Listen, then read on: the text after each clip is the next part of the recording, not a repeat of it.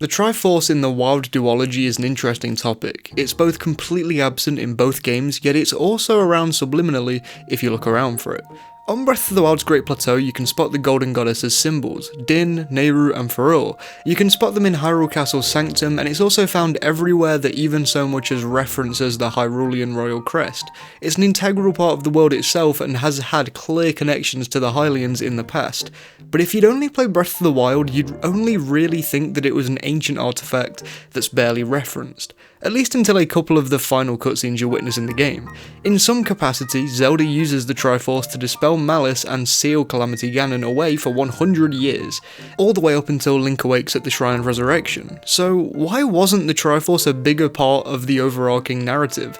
Well, I think it had just been so long since the closest game in the timeline to Breath of the Wild that the Triforce was much like the old world of Hyrule in the games themselves. They were legends, and when in reality the Triforce is still a foundation of everything that takes place in the era of Wilds, the embodiment of Demise's hatred locked underneath Hyrule Castle, while the embodiment of his hatred is attacking Hyrule.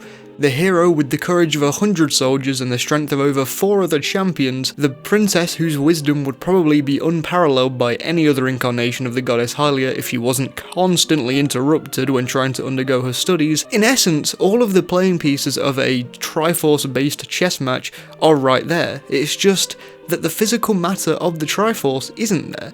Tears of the Kingdom's hero, princess, and villain are largely in the same boat, except now it's purely just the reincarnation of Demise's hatred, which is probably why the Calamity's malice has switched around to becoming the Demon King's gloom. So, now that we've established the connection of those 3 essential characters, what is Tears of the Kingdom's spin on the Triforce? And no, I'm not actually talking about the tears either. Technically, each of the stones that people possess have some connection to the Triforce, we think, but I think enough people have discussed that one recently, though it is yet another thing that alludes to the Triforce even though it doesn't show up physically in the game at all. First of all, I think we need to discuss the Zonai. We now know that Rauru was the first king of this version of Hyrule, and by the time that Zelda falls into the Old Kingdom, he is one of 2 Zonai who are left in the world, at least to our knowledge anyway.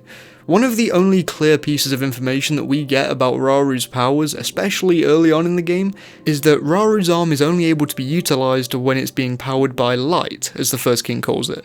I have a full video on what I believe the Zonai energy and magic is and where it originates, so I won't get into the weeds of it, but on a very, very surface level, the light that is instilled in Rauru's arm is green, right?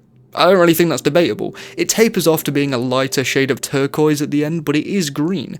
I don't think I need to tell you why that's important in of itself, but I personally believe to some extent that the blessings of light are also the physical form of courage. Spirit orbs served the exact same purpose as the blessings of light, but they're explained to be a symbol of courage given to those who overcome a shrine. You can increase your hearts and stamina with them, and Blessings of Light are identical in their gameplay function. The only thing that differs is their lore reason for being, which is that they purge an ancient evil and purify with its radiance. But could these blessings purge an ancient evil that's latching onto anybody? We can't be too sure, but the only person who's ever going to be attacked by an ancient evil will always obtain some amount of courage in their mind, won't they? They wouldn't face an ancient evil and live to tell the tale without a hideous amount of courage.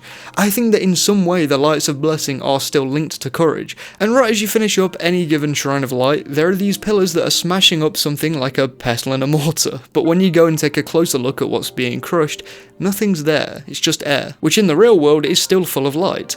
In reality, this means nothing, but there's at least a chance that it's meant to symbolise that courage can be found in anyone, and it's in the air around us. At least that's my interpretation for this, if it isn't just a stylistic choice, which it definitely is. Not to mention all of the very strange Zonai stuff in the Faron region, which makes even less sense after Tears of the Kingdom, but definitely does connect most heavily to the goddess of courage. So I do think, even if not because of their magic, that the Zonai have a connection to the courage of the hero, or courage in general. Next we move on to the Triforce of Wisdom, the piece held by the incarnation of the goddess Hylia, and this is the only one that isn't quite as prevalent in Tears of the Kingdom as it was in Breath of the Wild. Now there's something very ironic about what I believe represents the Triforce of Wisdom in the same way that I think Zonai energy represents courage. I believe that wisdom is supposed to be symbolised through the ancient Sheikah technology seen in Breath of the Wild and seen in Tears of the Kingdom in like 1 or 2 areas. I say this is ironic because of that one interview that went out this week where the devs discussed why they think the Sheikah technology disappeared and the lack of wisdom they seem to give the theory community on that matter. Anyway, I digress since it's the only thing Twitter's been talking about this week. Sheikah technology is, once again, on a surface level, blue, which is usually the colour used to symbolise wisdom in the Zelda series. On a deeper level, we see the princess becoming hopelessly obsessed with Sheikah technology in the previous game since she can't seem to awaken her powers, and even further than that, the wisdom needed to put Sheikah technology together in the first place by the tribe must have been considerable. This isn't like the constructs where there's at least a chance that there was a layout ready for them to use in the Lanayru mining bots.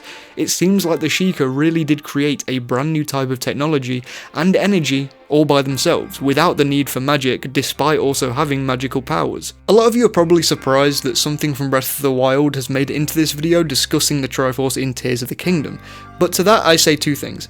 1, this video was supposed to be called The Meaning of the Triforce in the Wild Duology, but I scrapped that title last second. And 2, the Puripad is still a constant source of wisdom, and that, at least to some degree, uses Sheikah technology and was designed by a part of the Sheikah tribe. Even if you do have a problem with that though, Mineru is the other symbol of wisdom in Tears of the Kingdom and acts as a mentor to Zelda in some ways during her time stuck in the past, presumably telling her everything she needs to know about draconification and anything else. The past itself could even be a source of wisdom for the princess. Not a single living person in Hyrule in the present day can go back to when this version of Hyrule was first being founded. She possesses a certain genre of wisdom that no one else in the entirety of Hyrule's history has possessed. For ease of discussion and the conclusion though, I think the Sheikah technology is the primary source of wisdom here. Finally, we come to the Triforce of Power, the one held most commonly by the Big Bad, Ganondorf, Ganon, Pigman, and whatever else he goes by. There's really only 2 things that symbolise power outside of himself and what he does: Malice and Gloom in Breath of the Wild and Tears of the Kingdom respectively. At least in my eyes, both power sources emit a very similar aura and are used in surprisingly similar ways. One is his hatred and one is a substance that drains the life of somebody. So Gloom is probably just Ganondorf's own version of magic as we see throughout the game. He can make Phantom Ganon puppets of himself through Gloom, kill Link with Gloom, infect enemies with Gloom.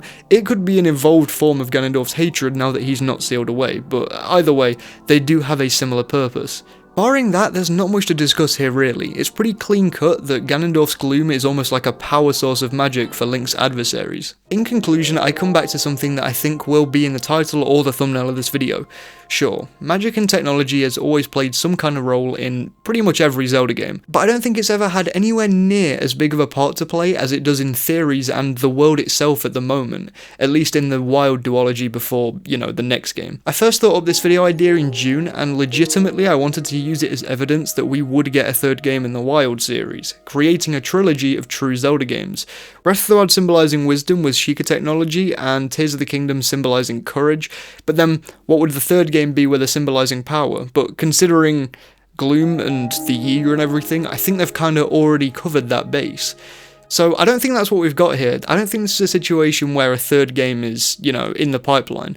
I think we're done with this incarnation of both the hero and the princess, at least in terms of the traditional Triforce storyline between the hero, princess and villain.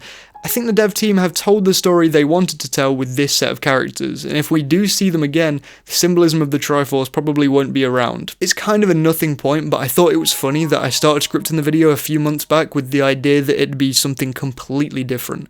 Between the power sources of Sheikah technology, Zonai energy and Gloom, we have just witnessed the age of technology? Or magic? I'm really not sure, but I'll leave it in your capable hands in the comments section. Do you think it should be the age of technology or magic? And also let me know if there's any more symbolism related to the Triforce or any other groups of 3 that are similar that I missed in Tears of the Kingdom. These are the patrons and members of this channel. Sumji and Thomas Drury Wong are even cooler for being my top paying patron people. Please subscribe for more weekly Zelda content and I'll see you soon.